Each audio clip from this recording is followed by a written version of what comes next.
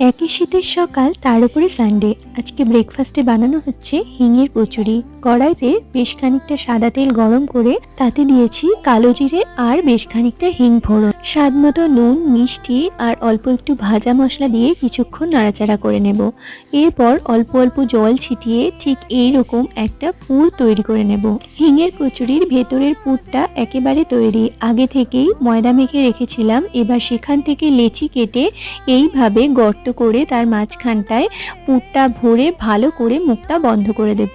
প্রত্যেকটা লেচির মধ্যে একে একে পুর ভরে নিয়েছি। এবার সুন্দর করে বেলে নেব হালকা হাতে, যাতে পুরটা বাইরে বেরিয়ে না আসে। ব্যাস, এবার গরম তেলেই এরকম সুন্দর করে ফুলকো করে ভেজে নিলেই হিঙের কচুরি বাড়িতেই একদম রেডি। আমাদের লাস্ট সানডের ব্রেকফাস্ট ছিল এরকম হিঙের কচুরি আর নিরামিষ আলু মটরের তরকারি। আর তোমাদেরটা কি ছিল? পারলে জানিও ছোট্ট একটা কমেন্ট করে।